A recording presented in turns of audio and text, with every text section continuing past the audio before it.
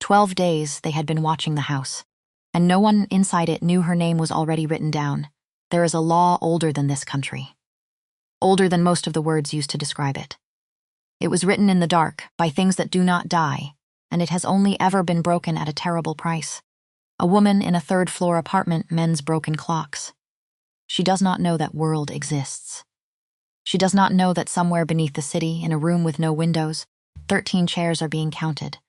She does not know that a man who has not felt fear in 800 years is afraid now, of losing her, of what he is, of the moment she finally looks in a mirror and sees only herself standing beside empty air. She thinks the strangest thing about him is the semicolons. She has no idea. Outside her window, the watchers wait. Boston knew how to keep secrets. That was the thing about old cities. They absorbed everything, the lies, the grief, the small private disasters of ordinary people moving through their days without anyone noticing.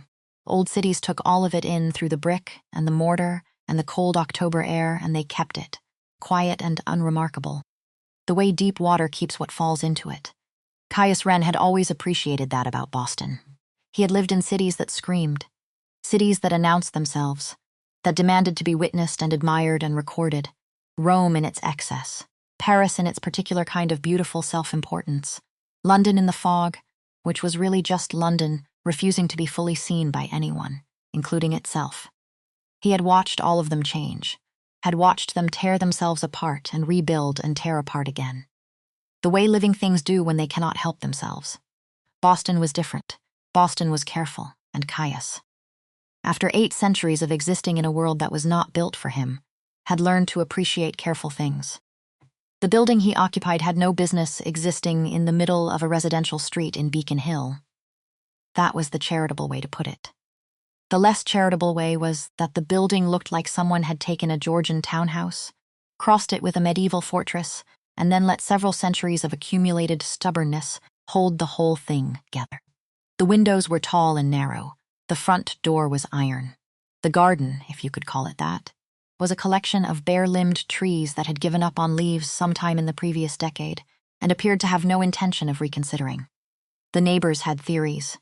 Eccentric recluse, said one. Old money, said another. Probably a writer, said the woman in 4B, who had once seen a light on at 3 a.m. and assumed this was proof of creative suffering, rather than something far older and considerably less romantic. None of them were right. None of them were entirely wrong, either. The study was on the 3rd floor. High ceilings, dark wood. A fireplace large enough to be a room itself, currently doing its job with the quiet dedication of something that had been doing the same job for 2 centuries, and had made peace with that. The bookshelves ran floor to ceiling on 3 walls, packed with volumes whose authors had been dead before most countries currently on the map had existed. The desk in the center of the room was older than the building, older than most of the city, technically. Carved in Florence in the early 1300s by a craftsman whose name Caius had known, whose face he could still picture if he'd tried. A compact man with ink-stained hands and a sense of humor that would have gotten him in serious trouble in several subsequent centuries. Caius had brought the desk when he came to America. He had brought very little else. The wine was Austrian crystal. The blood in it was from a 1991 Bordeaux region supply. Because what was good for the grape was, as it turned out, transferable. The glass caught the lamplight in a way that was almost aggressive in its beauty. He was not appreciating it. He was reading the 9th letter from Aldous in 3 days, and the 9th letter was, like the previous 8, about House Wroth. Aldous did not email. This was a philosophical position rather than a technical limitation. Aldous had mastered the telephone in 1952, the fax machine in 1987. He had briefly considered the internet in 1999 before concluding that it was, in his precise wording, an invitation to catastrophe dressed as convenience. He wrote letters. Fountain pen. Paper that cost more per sheet than most people spent on lunch. He had been writing letters to Caius, in one form or another, for 5 centuries. The handwriting had not changed. Lord Drevick, the current head of House Wroth, had been testing the northern territorial boundary for 3 months. Not aggressively, not in any way that demanded an immediate response, just, persistently, the way water tests stone. Finding the crack, returning to it, patient and inevitable. Caius had seen this particular strategy before. He had seen it in 3 different centuries, applied by 3 different men who had all, eventually, miscalculated in the same direction. He set the letter down, picked up his phone, opened the message thread with Aldous and typed, "The Vorth situation requires a response before the next Blood Moon Council. Prepare the Eastern files. Full tributary records from the last 2 decades. Every shortfall, every delay, every excuse." He hit send, set the phone down, picked up the glass, looked at the fire. His phone buzzed fast. Too fast for Aldous, who composed his replies with the same deliberateness he applied to everything, including breathing, which he did not technically need to do, but had not stopped doing because old habits had a particular kind of permanence. Caius looked at the screen. "Dude, it's 2 a.m. Go to bed." He stared at it. He tilted his head the way he did when something failed to fit the available categories. Slowly, like a man rotating an unexpected object in his hands to find the side that made sense. "Dude." He mouthed the word. It felt like a pebble. Blunt and round and entirely without pretension. Not a word that had ever been directed at him in any century he could name. Not a word that suggested any awareness of who he was. What he was. The particular weight he carried in every room he entered. The 8 centuries of accumulated authority that preceded him everywhere he went, like a shadow preceding a light source. Just, "Dude," and "Go to bed," as if he were someone who went to bed, as if sleep were a thing he did. Casually, at the end of an ordinary day. Like an ordinary person, he should have closed the message. Wrong number, obvious, delete and move on. That was the sensible response, the dignified one. The response of a king who had been navigating complex political situations since before most current nations existed and did not need to be derailed by a misdirected text from a stranger who communicated in lowercase. He typed back, "I find sleep to be an overrated solution to a problem I do not have, and I was not whining." He sent it before he had fully decided to. A pause, shorter than it should have been. "Okay, first of all, nobody said you were bigger whining. Second, of all that sentence is why you need sleep." Caius set the letter from Aldous face down on the desk. 3 months is not a long time, in the context of a life that had lasted 8 centuries, spanning the Crusades and the Black Death and every grinding, lurching, occasionally magnificent century that came after. 3 months was barely a paragraph. A footnote. A line in the margin of something much longer. And yet, he had learned things. Her name was Vesper Finch. She was 28 years old. She lived in a 3rd-floor apartment in the south end of Boston, a building she described as charmingly chaotic, which he interpreted as meaning the heat was unreliable and the neighbors had strong opinions about music at hours that did not accommodate music. She repaired antique clocks and watches at a small workshop 2 streets from her apartment. She had been doing this for 4 years, since leaving a graduate program in mechanical engineering that she described, without apparent bitterness, as a very expensive way to discover "I hate meetings." She communicated the way birds moved. Fast, unpredictable, in bursts, impossible to fully track. He communicated the way old buildings communicated, structurally, with intention, using punctuation as it was designed to be used, which she found apparently hilarious. You put a semicolon in a text message. Semicolons serve a grammatical function that the comma cannot replicate. We're discussing whether pineapple belongs on pizza, Caius. Pizia, not the Treaty of Westphalia. The two are not as different as you might assume. Both involve contested territory and strong feelings about sovereignty. I'm putting that on my tombstone. Your enthusiasm for your own mortality is, I confess, startling. It's called being chill. Look it up. Also, the skull emoji means the same thing. I am aware of what the skull emoji means. You explained it 17 days ago. You counted. He had counted. He did not confirm this. I have an excellent memory, he typed instead. Sure, John, he did not know what this meant. He added it to the list of phrases he had catalogued, but not yet decoded. The list was longer than he preferred. It sat in the back of his mind like a translations project he kept returning to, against his better judgment. Against any judgment at all, really, because this was, what exactly, a correspondence. That was the word he used when Aldous asked, which Aldous did, with the expression of a man who had been noticing things for 5 centuries and was not about to stop now. A correspondence. Diverting. Harmless. Except he had started checking his phone before he read the tributary reports. Except the tributary reports. The 9th letter, the 10th, the 11th, all of them carrying the same measured alarm about House Wroth, were sitting face down on his desk, because they could wait, and her reply to whatever he had last sent could not. Except he had started describing the current political situation to himself in terms she would find interesting, rather than in terms that were actually useful for addressing the political situation. Except she was funny, not performed funny, not the careful social humor of people who had decided humor was a useful tool. Actually, funny. The kind of funny that came from noticing things clearly and being willing to say what she noticed without checking whether it was the appropriate moment. He had not encountered that in longer than he could calculate. Aldous noticed. Of course Aldous noticed. Aldous had been noticing things Caius would have preferred went unnoticed for 5 centuries. It was essentially the man's defining professional quality. He came to the study on a Thursday evening in late October, carrying the tributary reports Caius had requested, and he set them on the desk with the particular precision of a man who has decided to address something indirectly rather than risk a direct response. "You have been distracted, my lord. I have been managing a complex political situation involving House Wroth. You have been managing that in approximately 30% of the time you typically devote to such matters." A pause. The weighted kind. "The remaining time has been spent looking at your phone." Caius did not look up from the tributary report he was pretending to read. "I was unaware you tracked my phone usage, Aldous. I track everything relevant to your well-being and the security of this house." The pause again. "Heavier now. The wrong number." Caius set the report down. "It is a correspondence," he said. "It is diverting. It does not affect the functioning of this house." Aldous looked at him with the expression he had been perfecting since 1521. The one that communicated, without a single word, that he had heard this kind of reasoning before, that he had watched it precede several historically significant decisions, that his official position was concerned neutrality while his actual position was something else entirely. "As you say, my lord, she doesn't know what I am." "No.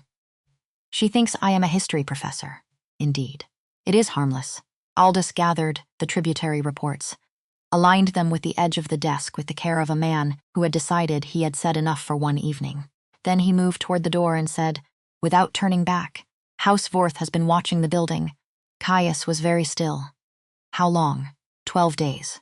Aldous moved through the doorway. "I thought you should know. The thing about Vesper Finch, the thing Caius returned to. In the quiet hours when the city outside was at its most still, and there was nothing between him and the particular quality of his own silence. The silence that had been his primary companion for longer than most civilizations had lasted. She had never once tried to impress him. This sounds like a small thing. It was not a small thing. In 8 centuries, nearly every human interaction he could remember had contained some component of performance. Rulers performing strength, advisors performing competence, lovers performing devotion. Even ordinary people, encountered briefly and forgotten, performed their ordinary humanity with a kind of anxious attention, as if they sensed on some level that they were being observed and measured and might be found wanting. Vesper just talked to him, like he was a person she was mildly fond of and moderately exasperated by. Like his opinion mattered in the way a friend's opinion matters. Worth having, occasionally annoying, not the organizing principle of her existence. It had been a very long time since anyone had spoken to him like that. He would not have admitted to anyone, a little afraid of what it felt like. They agreed to meet at her suggestion. "All right, that's it. We're doing this. I need to see the man who uses semicolons in casual conversation. I confess to a certain curiosity regarding the human who communicates primarily through small cartoon faces. Name a time and place. Night owl rules apply since apparently you're allergic to daytime the lantern. Beacon Hill, Friday, 9 p.m. The lantern sounds like either a great coffee shop or a place where someone gets murdered in Act 1. It has been operating continuously since 1887. The coffee is adequate. No murders on record. You know the founding date of a coffee shop. I know the founding date of most buildings in this city. Okay, Professor Weird Friday. I'll be the one not dressed like a Victorian ghost." He stood across the street from the lantern for 11 minutes. This was not anxiety. He did not experience anxiety. He had stood on battlefields, had walked into rooms where the stated agenda was his destruction and the door had been locked behind him, had navigated the full political complexity of courts and councils and wars across 3 continents for 8 centuries without once losing his nerve. This was assessment. The lantern was a narrow building with a green awning and windows that glowed amber from inside, string lights along the eaves. The kind of place that had figured out exactly what it was and stopped trying to be anything else. Through the glass, the usual Friday evening crowd, laptops, conversations, someone near the window who had colonized an entire 4-person table with their belongings and showed no remorse about it. He was looking for a gremlin, technically. He had built a composite over 3 months of texts. Small, probably, aggressively casual. The kind of person who kept several half-finished projects going simultaneously and called it multitasking, rather than the mild chaos it actually was. Someone whose relationship to sleep was adversarial. Someone who had strong opinions about things most people treated as inconsequential. He pushed open the door. The bell above it was the first thing, small. Brass. A sound so aggressively quaint it registered as almost satirical. He had heard this sound, or sounds exactly like it, above shop doors in cities across 3 continents for 6 centuries, and it had never once failed to produce in him a sensation of mild affront. The warmth came next. Then the smell, coffee and wood smoke and something sugared and warm from the glass case near the counter. His senses, calibrated over centuries to an entirely different register, processed the room in approximately a second and a half. 42 people. The man by the door was on his second espresso and beginning to suspect it was not a solution. The woman at the window table had a cold coming and did not know it yet. The barista had been on shift for 6 hours and was counting down with the focus of someone diffusing something. None of that was her. He scanned again. Corner. Left side. Small table against the exposed brick wall. She was wearing a blue sweater with a small smear of something dark near the left wrist. Machine oil, probably. Her hair was warm brown, loosely pulled back, and several pieces of it had made independent decisions about direction. She was looking at her phone with the expression of someone reading something that was almost good. The faint, wince-adjacent look of almost. Then she laughed. Not a polite laugh. Not the careful, measured expression of amusement that people deployed in social settings to signal enjoyment without fully committing to it. An actual laugh. Head tipping back slightly. Shoulders involved. The kind of laugh that did not check whether anyone was watching first, he thought. This cannot be her, he thought. This is definitely her. She looked up. Their eyes met across the length of the coffee shop, and he watched it happen. The precise sequence of it. Looked at him the way a person looks at someone who is not what they expected. First, a kind of dismissal, just another man in a dark coat, and then the second look. The snapping back, the recalibration, and then the expression he could not immediately categorize, the face of someone whose mental model had just collapsed in real time and who was not yet sure whether to be annoyed or entertained. He crossed the room. Torpor of ages guy? Her voice was different from what he had constructed in his head, warmer, slightly lower, the kind of voice that was used to being heard without raising itself. He stopped at her table. He looked at her. She looked at him. And the 3 months, the semicolons and the emoji debates and the 2 a.m. conversations about things that mattered and things that absolutely did not. All of it rearranged itself in the space of a single shared look. "You're the one who told me to go to bed," he said. It came out different than intended. Less declarative. More like something arriving at a conclusion it had not expected. She stared. He stared. And then she started laughing. Not a small laugh. Not an awkward situation laugh. A real one, the head-back kind. He had inferred her laugh through text, from strings of repeated letters and skull emojis, and the occasional "I'm actually crying," but the actual sound of it was something else entirely. It was the sound of someone who found the world genuinely funny and was not embarrassed about that. Something in him. Something that had been sitting very still for a very long time. Shifted slightly, he sat down across from her, and then, without quite deciding to, he laughed too. Not the polite version, the actual one, deep and rumbling and surprising him as much as it surprised her. The laugh of a man who had not properly laughed in a very long time and had forgotten what it felt like to have a reason. 2 hours and 19 minutes later, he knew the following things about her. She had been repairing antique timepieces for 4 years and had developed opinions about the interior mechanism of a Breguet tourbillon that were both technically accurate and delivered with a kind of personal indignation. as if the original watchmaker had made certain design choices specifically to inconvenience her. She hated meetings with the clean, uncomplicated hatred of someone who had never once found them useful. She had a cat named Copernicus who had survived 3 falls from the bookshelf and showed no signs of learning anything from the experience. She read in bed. She watched television she described as objectively terrible with what sounded like genuine enthusiasm. She had been to 17 states and had strong feelings about 12 of them. She drank her latte. She ate the better part of a slice of cardamom cake. He ordered nothing. She noticed. He could see her noticing. The careful way her gaze returned to his empty side of the table twice and then stayed away. Filing it. She filed things the way she repaired things.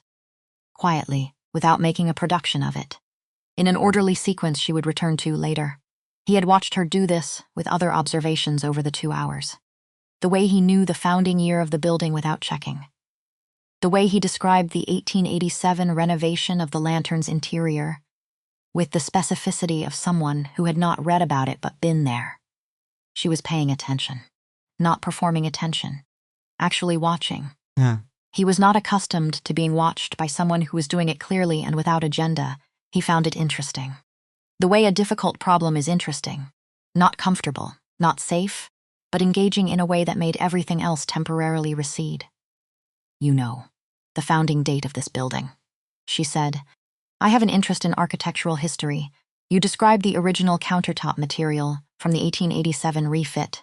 Research, she looked at him steadily. You said mahogany from the original counter, present tense. Then you caught it and changed it to reportedly. He said nothing. I fix things for a living, she said. I notice when something doesn't quite fit the expected mechanism. And am I something that doesn't quite fit? She tilted her head. The gesture was unexpectedly familiar. He had done the same thing 3 months ago, reading her first text. You're something, she said, that I haven't figured out yet. He walked her home. This had not been planned. She had put on her coat and said, well, this was legitimately the strangest evening of my life. And he had said, I find that difficult to believe given your documented relationship with chaos. And she had laughed. And then they were outside, and it was October, and the street was quiet, and he had simply continued, walking beside her. She did not object. They walked through the back bay along the edge of the public garden. The black water of the lagoon caught the lights from the path. The trees were dropping the last of their October leaves in small, deliberate gestures. She talked about a pocket watch she was currently restoring. A railroad-grade Hamilton from 1914, found at an estate sale outside Worcester, the movement intact, but the mainspring replaced sometime in the 1960s with a part that did not quite belong. She was offended by this, in the abstract, on behalf of the original watchmaker. He listened. Not performing listening, not cataloging information for future relevance, just there, walking through October in Boston, next to a woman who was angry on behalf of a dead watchmaker's mainspring, and simply present in a way he had not been simply present in longer than he could calculate. She stopped in front of a building on Tremont Street. This is me. He looked up at the 3rd floor. One window lit from inside, the warm yellow of a lamp left on. Practical, she struck him as the kind of person who always left a light on before going out. Thank you, he said. For this evening she looked up at him, hands in her pockets. The lamp from the entry cast just enough light to catch her expression, which was considering. You know, she said, most people who've been texting a stranger for 3 months and then meet them. They're relieved when it's normal. When it's just a regular person, a pause. You don't seem relieved? I am not, as a rule, hoping for ordinary. No, she studied him for a moment. I didn't think so. She went inside. He stood on the sidewalk. His phone buzzed. Aldous, my lord. House Wroth has identified the woman. He read it. He looked up at the 3rd floor window. Vesper's light was still on. He typed, not to Aldous. To her, the city sounds different tonight. I think it is because I am listening for the first time in a very long time. He sent it. Waited. Her reply came while he was still standing on the sidewalk, with his face turned up toward her window. Like a man doing something he had not done in several hundred years. That's either the sweetest thing anyone's ever texted me or a sign you need therapy, probably both. Good night, weirdo. And then, a moment later, glad you were the portrait painting guy and not a finance bro named Chad. That could have gone very differently.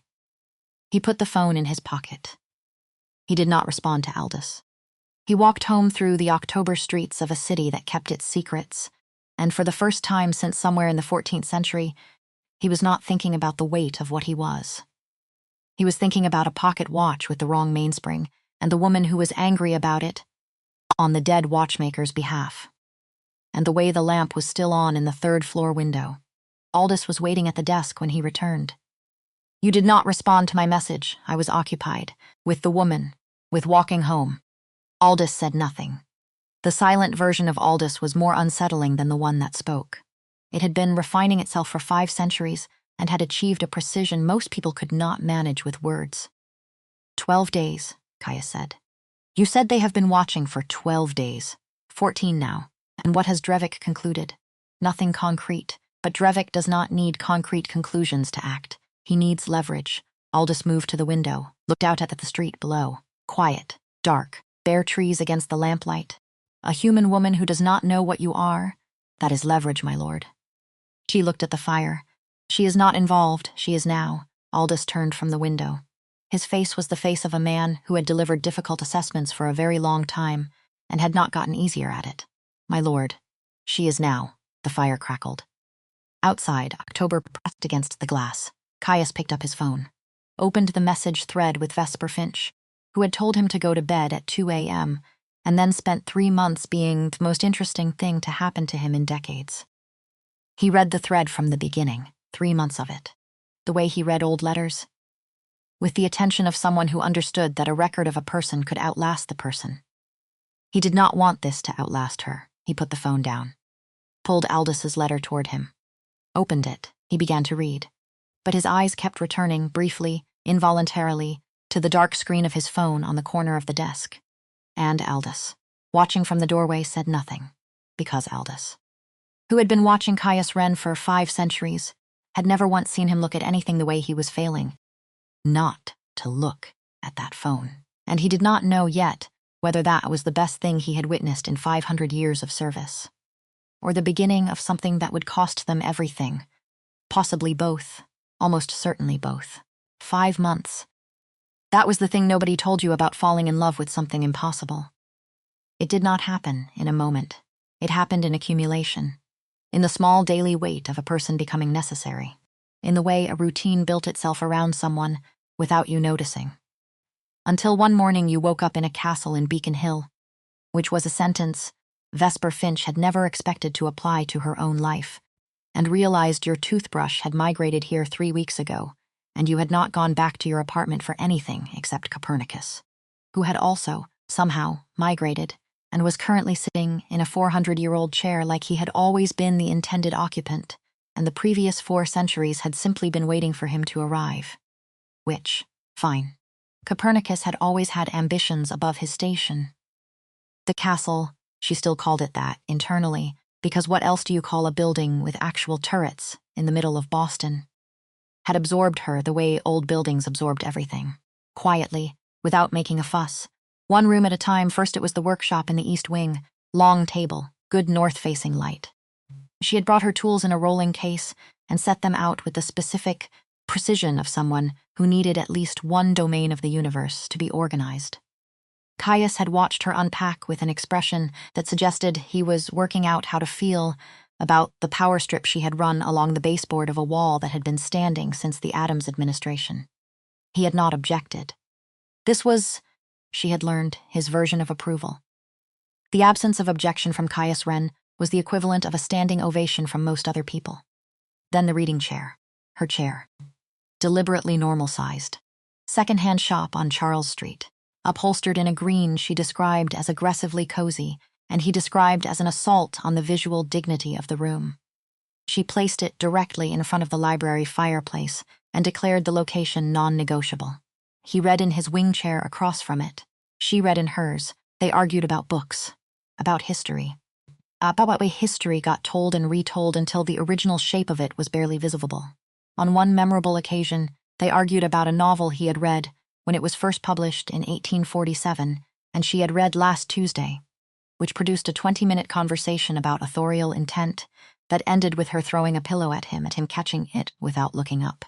She kenda the catching. She had noticed the catching. She had filed it. the filing cabinet in her head, the one labeled things about Caius that do not add up, had been growing since the first month, started it as a single drawer. Was currently a building with multiple wings and a waiting list. She was not ready to open it yet. Here is what she told herself instead. The cold hands, poor circulation. Common. Her college roommate had the same issue, the no heartbeat. She probably just could not hear through cashmere. That was basic science. Probably the not eating, some kind of intermittent fasting, very aggressive, very private. Lots of people did this, totally normal. Almost certainly the never going out during the day, sun allergy, severe but manageable. She knew 4 people with sun sensitivity now, counting him, the reflexes. CrossFit. Secret, never discussed, apparently very effective CrossFit. The time he described the blood types of 2 pedestrians on the street below, with the casual specificity of someone reading a menu. Exceptional ears. Ears that needed their own medical classification. The time she pressed her ear to his chest for 30 full seconds and heard absolutely nothing. Not a murmur, not a flutter, not the faintest mechanical evidence of a pump doing its necessary job, and told herself, expensive fabric. You cannot hear through cashmere. This is science. She had a master's degree in mechanical engineering. She knew it was not science. She was working on it. Tuesday evenings had become a specific ritual. Caius did not eat. This was established. But he had started approximately 6 weeks in, placing food on the table for her with an attention to detail that suggested either a very thorough Google search or something considerably older than Google. He knew she liked cardamom, that she ate better when there was something to focus on that was not the meal itself, that she would consume a full dinner without noticing it if it arrived alongside an argument about something that interested her. So he argued about history, about the Tudor court, about what had been lost because no one thought to write it down. She had made the mistake early on of asking how he knew so much about the interior political dynamics of the Tudor court. Research, he said. You said she was shorter than the portraits implied. A pause. The records suggest this. You said she was. Not the records suggest she was. Another pause. Longer. I have been reading about this period for a very long time. She had let it go.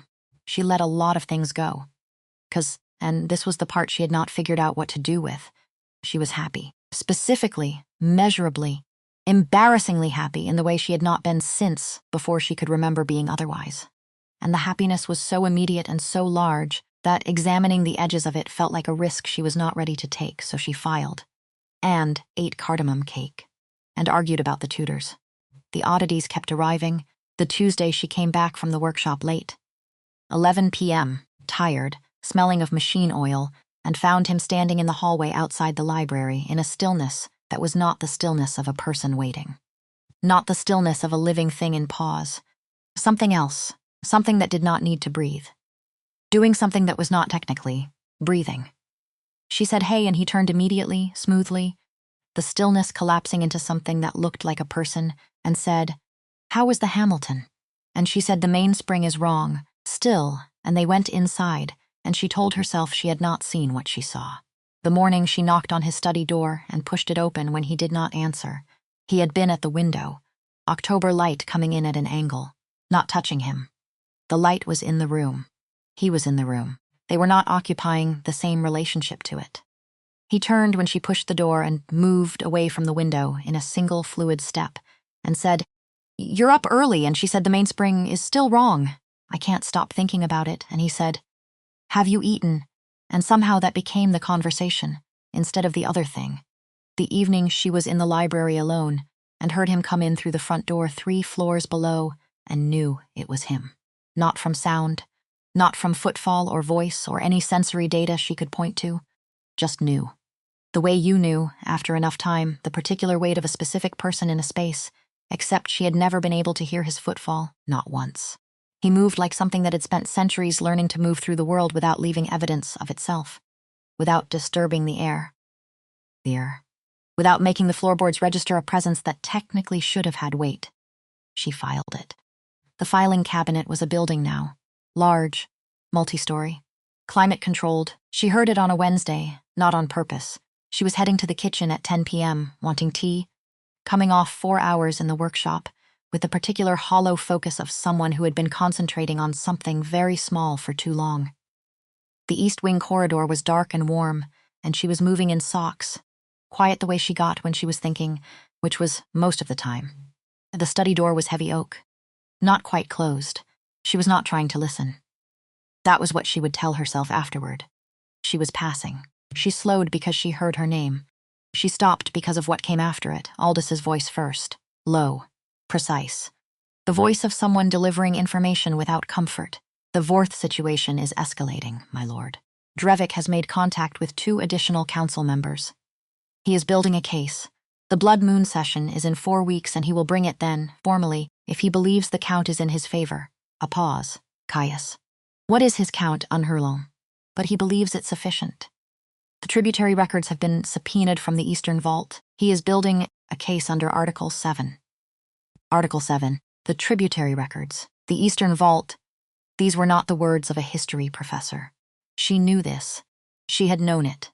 Somewhere in the back of the filing cabinet building, for longer than she was willing to admit. But hearing it, the matter-of-fact architecture of another world spoken in low voices through an oak door, was different from knowing it abstractly than Aldis. Quieter.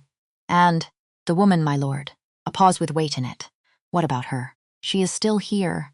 She is everywhere, if I am permitted to observe. Her tools are in the East Wing. Her cat has claimed the Flemish chair in the library.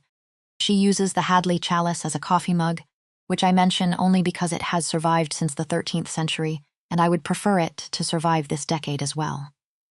A pause that might have been the closest Aldis came to a sigh. She still does not know.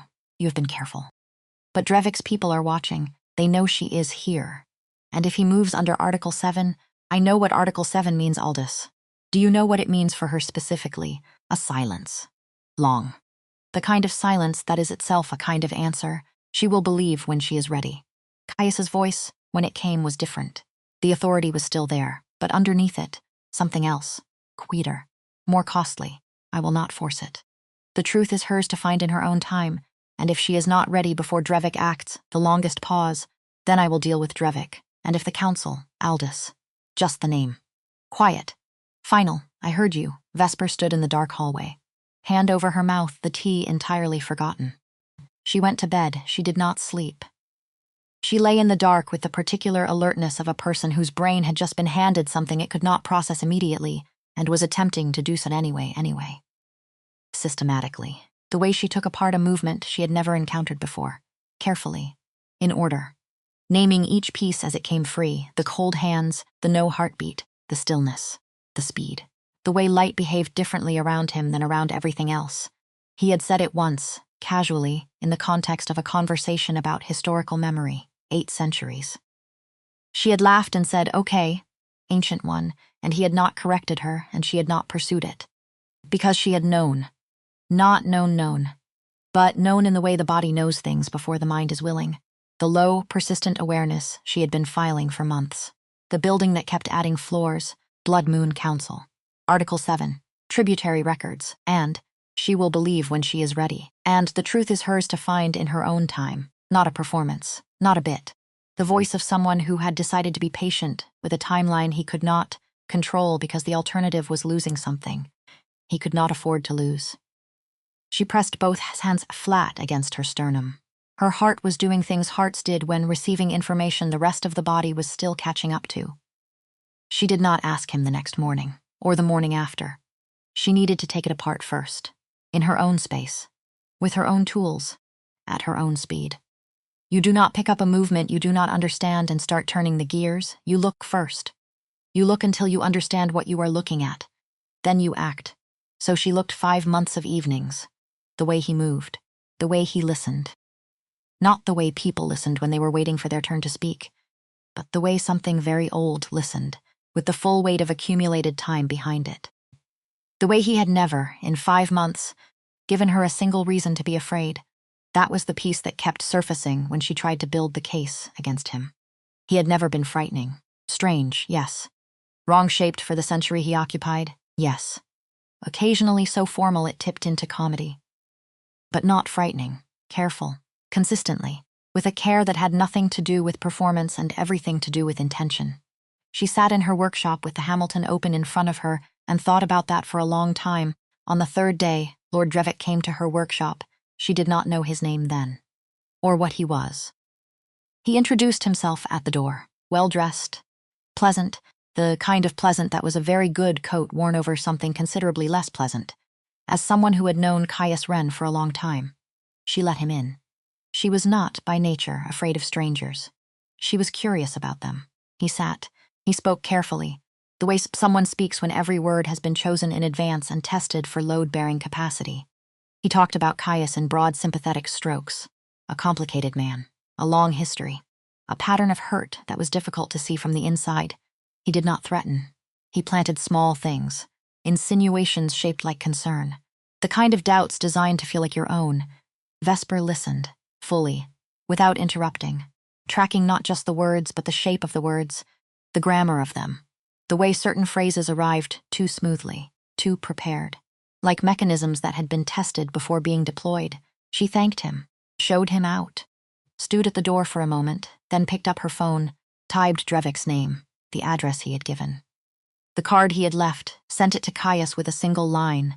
Someone came to my workshop today. Said he was an old acquaintance of yours. Thought you should know. Set the phone down, went back to the Hamilton. Picked up her loop, the reply came in 40 seconds, which was fast, even for Caius. I am aware of this individual. Please do not meet with him again. I will explain everything. Tonight, if you will allow it. She looked at the message, dined back. I'll be there at 9. She was there at 8:45, let herself in through the front gate.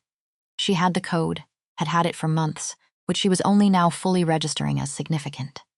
Crossed the great hall. The house was quiet in the way it got when something was happening below its surface. Stellan, posted at the foot of the main stairs, gave her the specific look of someone who knew things and had been asked not to say them. She went to the library, pushed open the door. It was the wrong room, or rather, the right room on the wrong night. The library, which she knew the way she knew her own workshop, was full. 10 people arranged around the long central table, maps, documents, the kind of body language that belonged in a war room. And some of them moved wrong in ways she was only now, standing in the doorway, allowing herself to see clearly. The slight wrongness of their stillness, the way they registered her arrival before she had made any sound. And Caius at the head of the table, not her Caius. Not the man who argued about semicolons and described Tudor publication timelines with the irritation of someone who had been there for the first reviews. Something else. Something that had been there underneath the whole time. Something she had been politely not looking at for 5 months. He was standing with his hands flat on the table, reading a document, and the room angled toward him the way rooms angled toward sources of gravity. The kind of authority that did not need to announce itself because it did not know how to be absent. A man across the table was speaking in a low, controlled voice. The Eastern Boundary. The Tribute Shortfall. Article 7. Formally filed with the Council 3 days ago. Caius looked up. He saw her. The room shifted. Every person at that table turned, and the attention of a room full of vampires. She knew. She knew now. She had known for 3 days and was done pretending otherwise. Was a physical thing. Like standing in front of weather, she did not run. She stood in the doorway with her hands in her jacket pockets and her heart going absolutely insane inside her chest. And she looked at Caius across the length of the room. He looked back in his eyes. Not danger. Not the cold administrative authority of whatever this meeting was. Something else. Something she had seen in fragments before, in unguarded moments, but never at this scale. Never this visible. Fear. The specific fear of someone watching the person they care about encounter something difficult. The fear of consequence. Of being seen fully for the first time and having that seeing go wrong. She took her hands out of her pockets. She walked in. Sat down in the empty chair at the far end of the table, looked at him. Finish your meeting. It took 40 minutes. She sat through all of it, not understanding every word. Understanding enough. The political architecture of it. Houses, territories, tribute. A legal framework that had been running parallel to human history for longer than most human institutions had existed. The names she did not know, the geography she could not map, but the shape of it. A man trying to hold something together under pressure from every direction, for a very long time. The weight of it visible in the way he held the table, in the way every person in that room was oriented toward him, even when speaking to someone else. In the way Aldous, standing near the wall, watched Caius with the expression of someone who had been watching the same person carry the same weight for so long that the carrying had become inseparable from the person. When the last person filed out, when Stellan closed the door behind him with the careful click of someone who had been told not to make a production of this, she and Caius were alone. He was still standing at the head of the table. She was still sitting at the far end. They looked at each other across the length of the room, and all the documents and the maps and the centuries between them. "How long have you been not telling me?" Not an accusation. A question with a specific answer she needed. "Since the beginning," he said. "I did not tell you, and then I could not, and then—" He stopped. "I was waiting for you to be ready. I heard you say that." 3 nights ago, outside the study. Something moved through his expression. "I know. You knew I heard. I suspected. You brought me tea that night and did not mention it." "Which is not like you.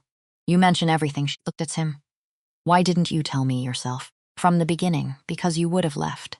"You don't know that." "I know that I was not willing to find out." A pause. "The clean, costly kind. I have not had something I was unwilling to lose in a very long time. I was not prepared for how poorly I would handle that." She pushed back from the table, stood, walked the length of the room until she was standing in front of him. Close enough to see the particular stillness of him, the way he did not breathe unless he chose to. The absence of heartbeat, a kind of negative space, a sound that should be there and wasn't, which she could feel from here the way you felt a missing step in the dark. She reached out, pressed her palm flat against his chest. Quiet, nothing, no beat, no flutter, nothing. She left her hand there anyway. "Show me," she said. "I need to see something I cannot explain away, something that doesn't let me file it." He looked at her. 8 centuries in his face in this one unguarded moment. The expression of someone standing at the edge of something irreversible and not knowing what was on the other side of it. "Are you certain?" "I've been certain for 3 days." She did not move her hand. "Show me." The mirror was in the hallway outside the library. She had brought it herself 6 weeks ago, from a spare room on the 3rd floor, a tall oval thing in a dark frame. She had left it in the hallway temporarily, and it had stayed there because that was what happened with things in this house. They found their place and stayed. She had walked past it every day for 6 weeks. She had noticed dimly that she always saw only herself. She had filed it. They stood in front of it now, side by side. The hallway quiet, one lamp at the far end. The glass was slightly wavy the way old glass was, not distorted, just honest about having been made a long time ago. She looked at the mirror, she saw herself. Jacket, dark jeans, hair wrong from the day. Eyes too wide. The face of someone standing at the moment that would divide things into before and after. To her left she could feel him. The solid presence of him. The cool temperature of his arm against hers. The faint, clean scent she had stopped noticing months ago because it had become simply the smell of being here. In the mirror. Nothing space where he should have been. The wallpaper visible through the gap. Dark green, William Morris pattern. She had looked at it 100 times, visible now through the place where he was standing in the physical world, and simply did not exist in the reflected one. She raised her right hand slowly, reached toward him. Her fingers found the sleeve of his coat. She could feel the fabric, heavy wool. Real in the mirror, her hand closed around nothing. She stood there for a long time with her hand on his arm, looking at the woman in the glass who was holding something that wasn't there, and was, in the most important sense, more there than anything she had ever held. "How long?" she said. "Since 1177. She did the math. She could not help it. Mechanical brain. Always running the numbers. 847 years, 8 centuries of walking through the world without a reflection. Without seeing yourself the way other people saw you. Without the basic daily confirmation that you existed in the ordinary record of things. She had never thought about what that cost. Not once, in all the months of filing and not looking. She was thinking about it now. She took her hand back slowly. "I need a few days," she said. "I need to go home, to my apartment, my cat and my tools and my regular life." She stopped, turned to face him. "Not forever. I just need to think where I can actually think." He watched her with the expression from the library. Larger now. More of it. "Of course," he said. "Do you understand?" A pause. "No," he said it straight. "Honest. Raw the way only very honest things are. I have no idea what you are feeling. And I am." He stopped. Said the next word like it cost him. "Terrified."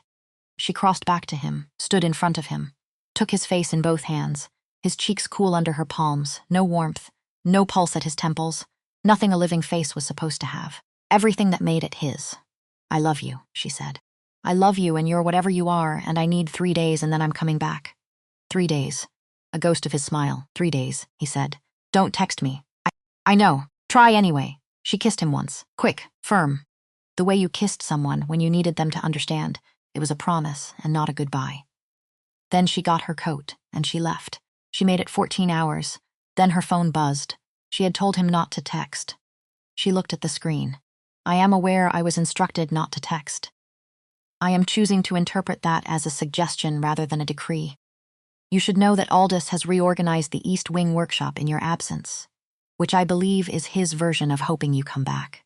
He would rather be dissolved than admit this. Also, Copernicus knocked something over this morning, and the sound was very loud in a house that is otherwise unreasonably quiet." She read it. Read it again. Copernicus, on her chest, offered a look of profound feline indifference. She typed, "Copernicus knocks things over for sport. It's not gravitational. It's malicious." A pause. "Tell Aldous the workshop is fine the way it is." Put the phone down. Picked it up. "I'm okay. I just need to finish thinking then," because it was true and she needed to say it. The mirror. "I keep thinking about the mirror." His reply was slower this time. "It is the thing I was most afraid to show you. Not because of what it is. Because of what it means you would have to accept about what I am." She read that 3 times. Not the power or the centuries or the political architecture of a world she had not known existed. The mirror. The daily reality of moving through the world and not existing in the ordinary record of it. He had been afraid to show her not the frightening thing. The sad thing. She pressed her face into the couch. Copernicus adjusted his position with the serenity of a creature who had no relevant concerns, and Vesper Finch, who fixed broken things for a living, lay in her apartment and thought about a man who had been broken in a specific way for 8 centuries, and what it might mean that he had been whole enough, for 5 months, to show her pieces of it. She came back on the 4th day. 1 day late, which she would later describe as a strategic decision. Which was actually because day 3 had been the crying day, and the documentary about horology she had watched to distract herself had included a segment on pocket watches from the early 1800s, and that had made everything worse in ways she would never fully explain. She came back at sunset. Let herself through the front gate, crossed the great hall, found him in the library, in his chair, exactly where she had left him. He looked up. She sat on the arm of his chair, not across from him, not at a safe distance, right there, hip to hip, close enough that he would have to understand what she meant by it without her having to say it. She was here. She was not running. "Okay," she said. "Tell me everything, from the beginning, all of it," and Caius Ren, who had been telling the truth to almost no one for 8 centuries, began. He talked for 4 hours. That was the thing she had not expected. Not the content. She had been building the architecture in her head for days, fitting pieces together, running the logic until the shape of it was mostly clear. She had expected confirmation. She had not expected him to simply talk, not the formal version, not the voice that filled rooms before he walked into them. The other one, the voice from 2 a.m., texts and Tudor arguments and the specific low register he used when it was just the 2 of them, and the fire was down and the house was quiet, that voice. Telling her everything, Oxford. 1177. A scholar studying what they called natural philosophy then. The early struggling shape of what would eventually become science. Who had walked into the wrong situation on the wrong night and made the wrong choice, and had been paying for it in the most literal possible sense ever since, the 1st century. Learning what he was. Learning the rules of a world that ran underneath the visible one, older than most of the visible one's institutions. Considerably better organized, the years that blurred, the ones that didn't. The things he had watched happen to the world and been unable to stop. The things he had stopped. The things he regretted. The long, slow accumulation of decisions that had eventually produced a vampire king sitting in a library in Boston, talking to a woman who fixed broken clocks and communicated primarily through cartoon imagery. She asked questions. Real ones. Not the soft questions of someone managing their own shock. The sharp, specific ones of someone who needed the mechanism explained, not just described the blood. How medical supply networks. What hospitals classify as waste. There are arrangements. Have been for decades. How many people know what you are? In this city? 40, approximately. In the world? Several thousand, and they all just live here, alongside everyone else. Have done for considerably longer than the concept of alongside existed. She processed that, the council. Article 7. What I heard Aldous mention. Something shifted in his expression, not away from her, toward something he had been holding at a careful distance. That, he said, is the current problem. She learned about Article 7 the way she learned about movements she had never worked on before. Carefully. In order, the Covenant of Silence, established 1612 in Edinburgh, during a period when vampire hunters had achieved an organizational efficiency that had made the previous 3 centuries look relaxed by comparison. A binding agreement among all recognized vampire houses. Core principle: the existence of the vampire world was not to be revealed to humans outside the sanctioned process. Violation of Article 7 carried 2 possible outcomes. The humans' memory was erased, and they were removed from contact with the vampire world permanently, or the vampire responsible lost their seat of governance. Drevick filed formally, Caius said. 3 days before you came back. He has been building the case for months. The Blood Moon Council convenes in 3 weeks, and what does he want, the Northern Territories? The tribute restructure, ultimately the seat itself. A pause. He cannot take it by force. The other houses would not permit it, so he is taking it by law. She looked at him. To me, you are the evidence, Vesper. You are the violation. And the remedy under Article 7 is my memory. He said nothing, which was itself an answer. She sat with that, turned it over. A law designed to protect a world she had not known existed, being used to take from her the thing that made her own world make sense. Okay, she said finally. Okay? I'm not done thinking.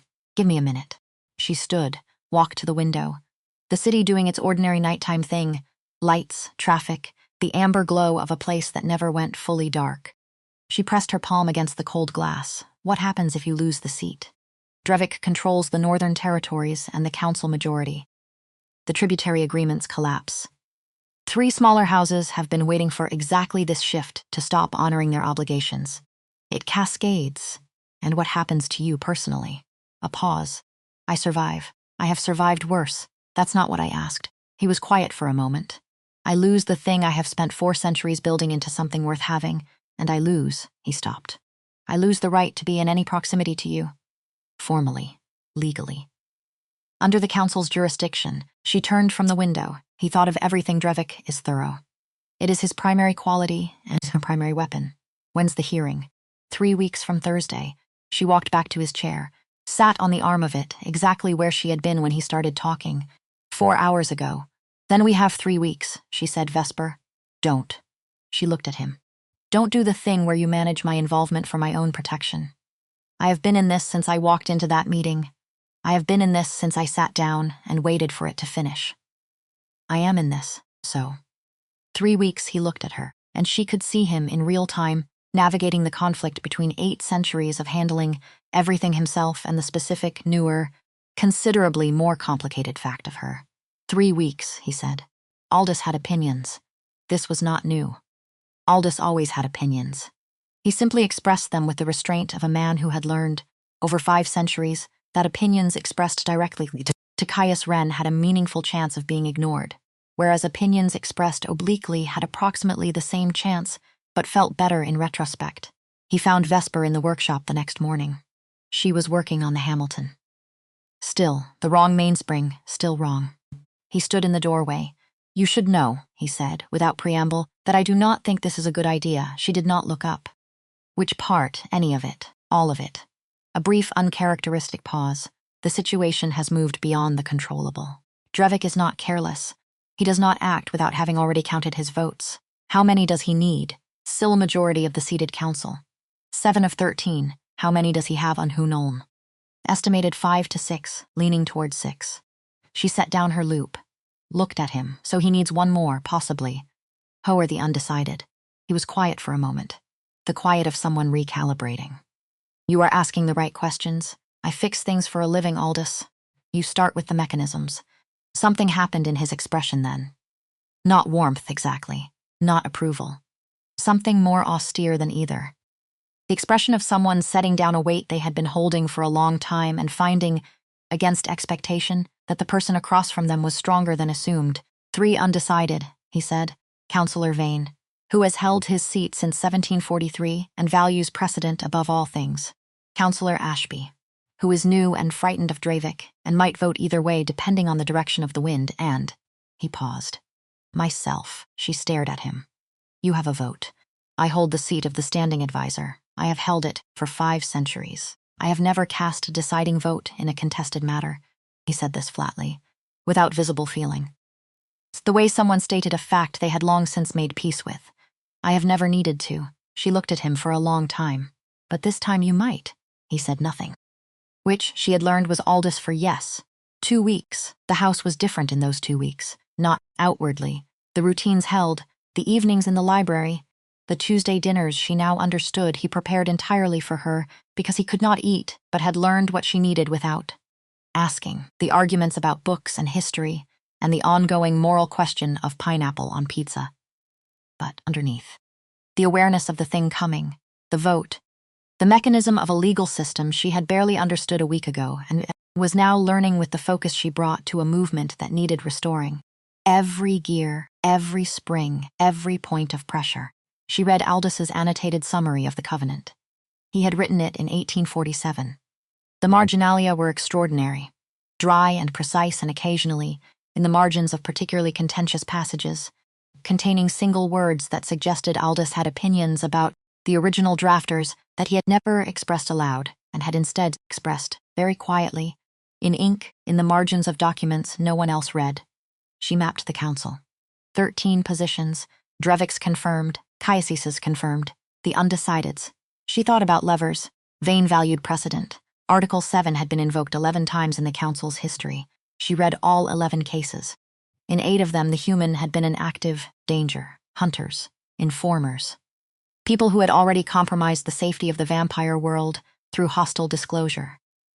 In 2 of the remaining 3, the human had been in involuntary proximity. Accidental. No lasting attachment, in 1 case. Just 1. In 400 years, the human had known, had chosen to remain, and had kept the secret until their death. The council had ruled for preservation of the relationship. On the grounds that the covenant's purpose was protection, not punishment, the case was called the Hartford decision. She found it in Aldous's files on a Wednesday afternoon. East Wing Cabinet. 3rd drawer. Read it twice. Set it down. Picked it up. Aldous, she said at dinner that evening. The Hartford decision. He went very still. You found the archives. You left them in the East Wing file cabinet. 3rd drawer. A long pause. I may have. Yes. The council ruled for preservation in 1887 because the human knew, chose to stay, and kept the secret. That's the precedent. That's what Vane would vote on. Aldous looked at her, then at Caius, then at the middle distance with the expression of a man reviewing a sequence of events and finding they were leading somewhere he had not charted. The Hartford decision. He said very carefully, was not cited in Drevick's formal filing. I know, she said, if it were cited in the response, it would be precedent, and Vane votes precedent. The room was quiet. That is, Aldous said, in the tone of a man being extremely precise, a legal argument of some merit. I know.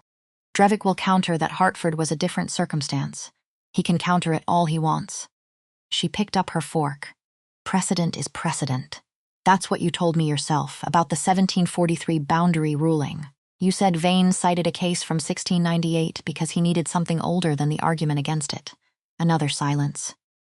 Longer, Caius, who had been very still through all of this. Where did you learn that? You told me. About 3 months ago. You were complaining about council procedure, and I was pretending to watch television, and apparently I retained it. He looked at her. Not with surprise, with something that had moved past surprise into a different register. The look of someone watching a pattern resolve. You have been building this, he said. I fix broken things, she said. You start with the mechanism. 3 days before the hearing, Lord Drevick came to the house. Not to threaten. He was too precise for threats. He came, as he always came, to offer something that was shaped like reason and made of something else entirely. Caius received him in the formal study. The room with the 20-foot ceiling and the fireplace that had been burning in various configurations since 1802. The room designed to make people aware of the weight of time. Vesper was not supposed to be there. She was in the hallway. She was in the hallway because she had learned from Aldis's files that the formal study had an acoustic feature. A quirk of the curved plaster ceiling that carried sound from the center of the room to a specific point in the corridor outside. Aldis had discovered this in 1923 and had been quietly not mentioning it for 100 years. He had left the files in the third drawer of the East Wing cabinet. She had found them. She had found the notation about the acoustic feature on page 47. She stood in the specific point, and she listened. Drevick's voice was pleasant. Not warm, nothing in it suggested warmth as a natural quality, but practiced in pleasantness the way a tool was practiced to a specific use. Smooth, efficient. The voice of someone who had found that pleasantness made people lower certain defenses and had been using this observation consistently for a very long time. "I want, be direct," he said. "An unusual opening from you," Caius said. "The council convenes in 3 days. I have the votes." A pause. "I wanted you to know before the session. Not as a threat, as a courtesy. You'll forgive me if I find your courtesies difficult to distinguish from your threats. I'm offering an alternative, the sound of paper placed on the desk, voluntary restructure of the Northern Territories, a revised tribute arrangement. The council hearing is withdrawn. Article 7 is dropped. You retain the seat." Another pause. And the woman's memory remains her own, silence. She pressed her back against the wall. "The woman," Caius said, "I don't want to take your seat, Caius. I want the North. I have always only wanted the North. The seat is leverage. This," the paper moved, "this is the better outcome for everyone, including the woman, especially the woman. She goes back to her life, whole, untouched. Nothing taken from her except me, a different silence. The tribute arrangement is generous. Considerably more generous than what the North is currently contributing. You would come out of this with more than you started with, territorially speaking, and the council precedent remains unset." His voice was very careful now. No Hartford revival, no new framework for human-vampire entanglement. Things remain as they are, clean, simple. Caius said nothing. "Think about her," Drevick said. "She is 28 years old. She has a life, a career, a family who know nothing of this world and cannot know. You are asking her to carry a secret for the rest of her human life, and you are doing it because you need her to, not because it is what is best for her." A pause. Is that love? Or is it something else? Vesper stopped breathing, because that was the real argument. The one that wasn't about politics. The one that had been prepared specifically for the place where Caius was genuinely vulnerable. And it landed. She could hear it. In the silence that followed, the long, specific silence of a person being hit somewhere they had not protected adequately. She pushed off from the wall, walked to the study door, opened it. Both of them turned. Drevick first. The rapid assessment, the recalibration. Not surprised she was there. Surprised she had come in. The slight adjustment of someone whose calculation had just acquired a new variable. Caius. The expression from the library. Larger now. More of it. She looked at Drevick. He looked reasonable. That was the unsettling thing. Not a monster. Not a villain performing villainy. Someone who had thought about all of this carefully and arrived at a conclusion that was, in its own framework, internally coherent. "I heard the offer," she said. "Then you understand. I understand what you want." She walked in, stood in front of the desk, not behind Caius, beside him. "I understand that you want the Northern Territories, and you have been trying to get them for 15 years, and this is the cleanest path to them. I want an outcome that doesn't require anyone to lose more than necessary. You want an outcome that gets you what you want." She kept her voice level. "And you're using me to get it. You came to my workshop. You planted the doubts. And now you're standing in this room telling the man I love that loving me is selfish, because it's the one argument you think might actually work." Drevick was quiet. "Is it working?" She said. She looked at Caius. "No," he said. She turned back to Drevick. "I'm 28 years old. I fix antique clocks. I live in a third-floor apartment with a cat who has no respect for gravity. I didn't ask for any of this." She picked up the document from the desk, looked at it, set it back down. "But I'm here, and I know what I'm here for. And that is not something you can put in a document." Drevick looked at her for a long moment, then at Caius. "The hearing proceeds," he said. Not angry. Recording. The voice of someone updating a calculation. 3 days. He left, the door closed. Caius looked at her. She looked back. "You heard the whole thing," he said. The plaster ceiling has an acoustic feature. Aldous discovered it in 1923 and apparently never mentioned it. A pause. He may have been saving it. Something moved through Caius's expression. Something large. Something that might, in a different moment, have required him to sit down. She held up one hand. Not yet, she said. 3 days, then we can feel things. Right now we have a hearing to prepare. The night before the Blood Moon Council, she could not sleep. Her brain ran parallel processes whether she wanted it to or not, and the current primary process was running at full capacity through every angle of tomorrow's hearing. She was in the library, her chair, fire down to coals.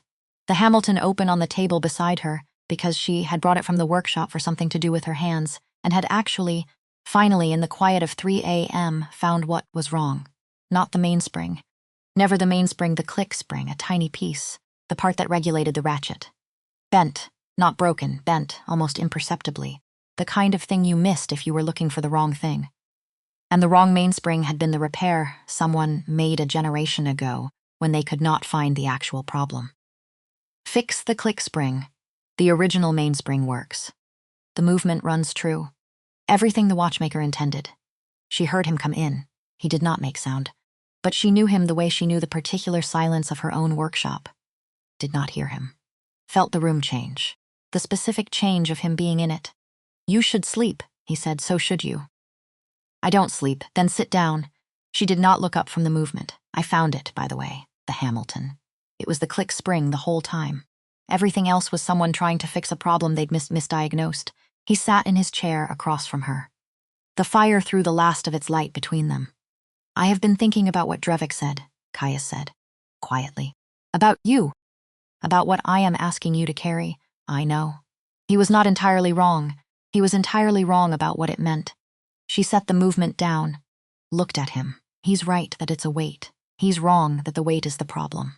Some weights are worth carrying. Some things you pick up and you don't put them down. Not because you can't. Because they're yours. And you don't put down what's yours. The fire crackled. He looked at her with the expression she had no complete name for, the one that had been building since September. Since a text message at 2 a.m. that was meant for someone else. If this goes wrong tomorrow, he said. It won't, if it does. Caius, I need to say this. Before tomorrow. He leaned forward, elbows on his knees. The posture of a man putting down the formal version of himself and picking up something older and more honest. In 8 centuries, I have never once wanted time to slow down. I have endured it, waded through it, watched it take everything it took and kept moving, because moving was the alternative to stopping, and stopping was the alternative I had decided against. A pause. And then you texted me back at 2 a.m. and told me to go to bed. And I have been unable to stop wanting time to slow down ever since. The room was very quiet. She looked at him. That's the most romantic thing you've ever said to me, she said. And you once wrote me a whole paragraph about morning light. I contain multitudes. She laughed. Small, watery. Yeah, she said, you really do. She reached across the space between their chairs. Her hand found his. Cool. Still. Completely his. Tomorrow, she said. Then we figure out the rest. He turned his hand and held hers. Tomorrow, he agreed. The Blood Moon Council met in a room with no windows. Not symbolic. Practical. The council had been meeting in rooms without windows for 4 centuries. For the obvious reason that a gathering of vampire political leadership preferred not to be accidentally lit by sunrise. The room was below ground. Stone walls. A table older than the building above it. 13 chairs. Vesper stood outside the door with Aldous. She was not supposed to be here. She was here anyway. When the session opens, Aldous said, you will not be admitted. The rules of session prohibit. I know the rules of session. Then you know that your presence here is noted. She looked at the door, heavy oak, iron fittings. The kind of door that had been hanging in the same frame since before the American Revolution. I'm not going to do anything reckless. A pause. That is, Aldous said, not entirely reassuring. Aldous. She looked at him. You've been serving him for 5 centuries. Yes, have you ever seen him like this before? He was quiet for a long moment. Going back through a very long record. No, he said. Then you know what's at stake. She looked back at the door. And I know you have a vote. I am aware. I'm not asking you to vote for me. I'm asking you to vote for the thing that's true. She turned to face him fully, which is that he's been walking through the world for 8 centuries waiting for something to make the waiting mean something. And the law was not written to take that away from him. It was written to protect it. Aldous looked at her. For a long time, his face, which she had learned over 5 months, was very still. The stillness of someone who had spent 5 centuries being professionally unreadable and was finding, in this particular moment, that the skill was no longer doing what it was supposed to do, the Hartford decision. He said finally, "Precedent," she said. He adjusted his coat. A precise small gesture. The gesture of a man who was done deliberating. The door opened, inside. 13 chairs, 10 occupied. 3 empty, Caius, Aldous, 1 other. Caius was already inside. He looked at her through the gap. She nodded once, the door closed. She waited outside for 1 hour and 40 minutes.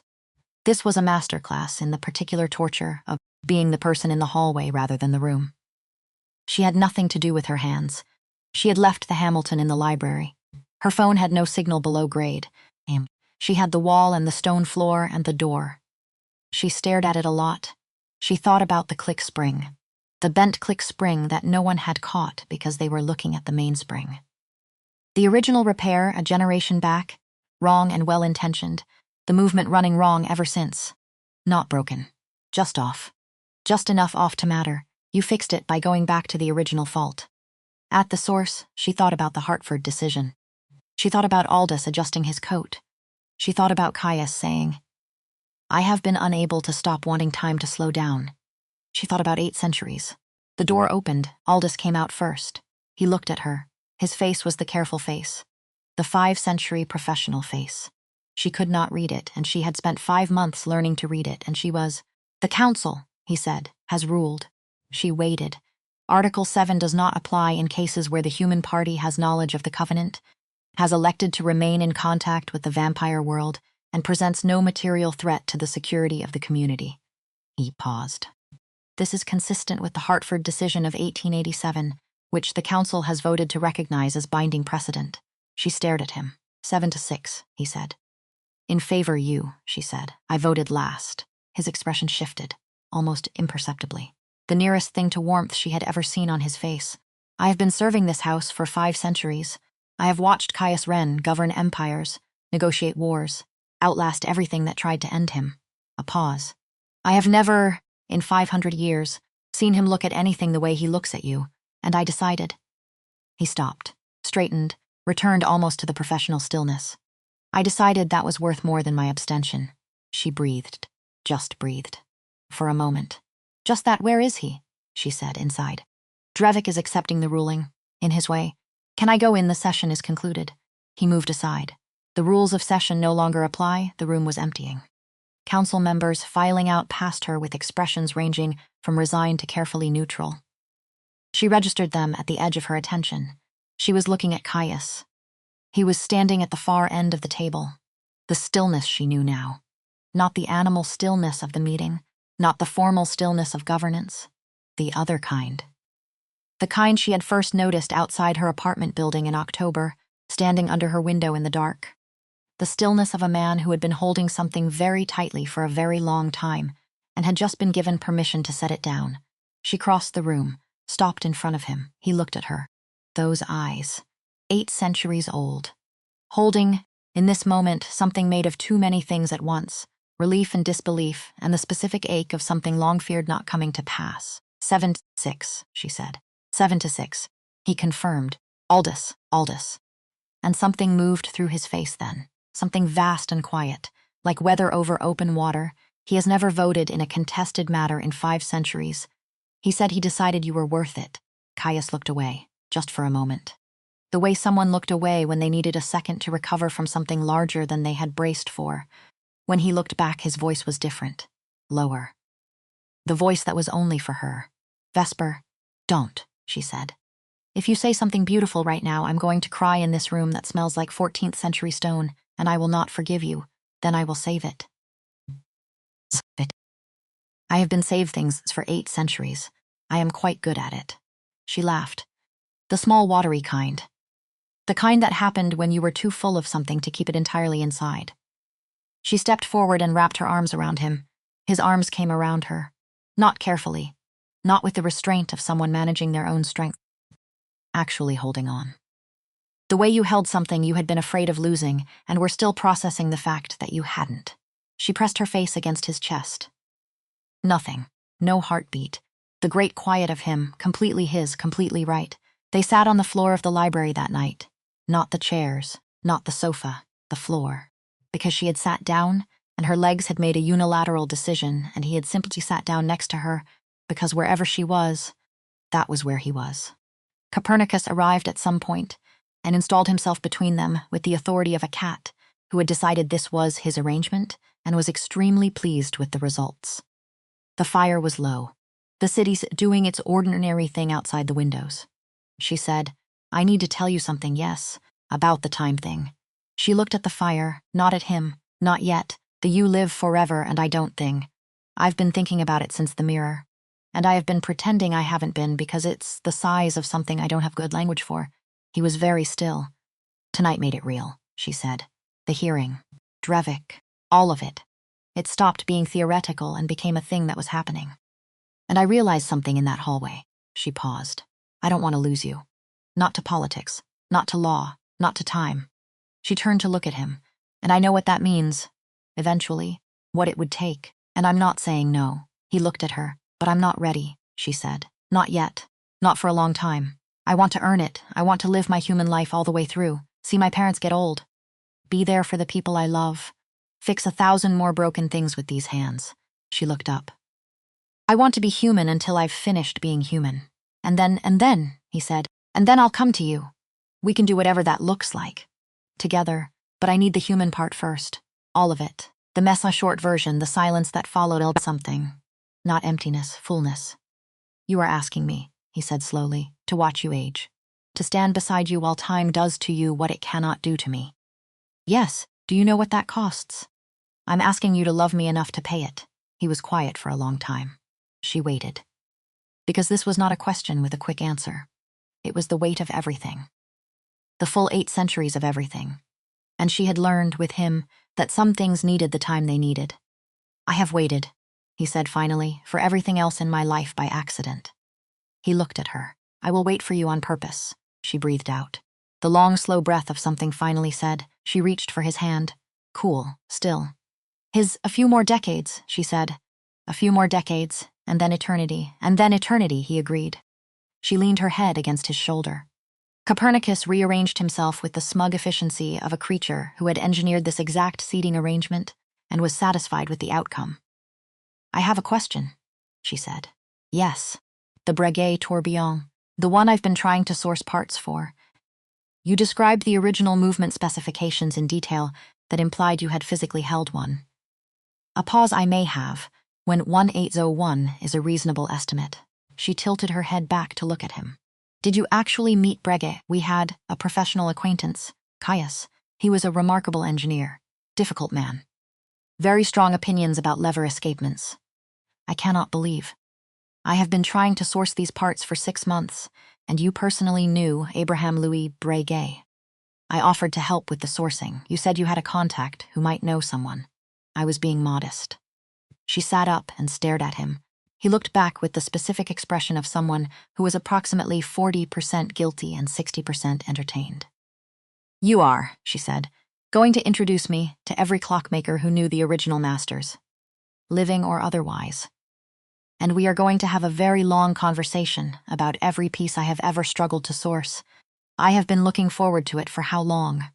Since you described the Hamilton on our first evening at the Lantern, and I realized you actually understood what you were talking about." A pause. "Which is rarer than you might think." She looked at him. The firelight moved across his face. 8 centuries old. Wearing, in this moment, the expression she had first started to love before she knew she was loving it. The one that was only there when it was just the two of them, and the fire was down, and there was nothing between them that needed managing. The expression of someone who had stopped waiting. Her phone was on the cushion beside her. She picked it up, opened their text thread, 3 months of semicolons and skull emojis, and arguments about pizza and Tudor politics and the Treaty of Westphalia. The whole improbable history of them, from the wrong number that started it. She typed a single red heart, sent it, looked up at him. He looked at his phone, then at her, the slow, specific smile. The one that had cost 8 centuries of not smiling to build. He said, an abomination, and yet, she said, here you are. Here I am, he agreed. Outside, October gave way to November. The fire crackled. The city kept its secrets the way it always had.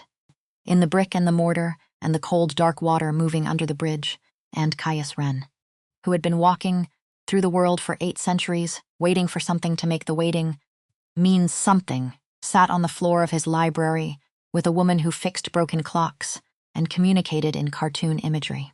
And for the first time in longer than he could accurately calculate, he was not waiting for anything. He was already there.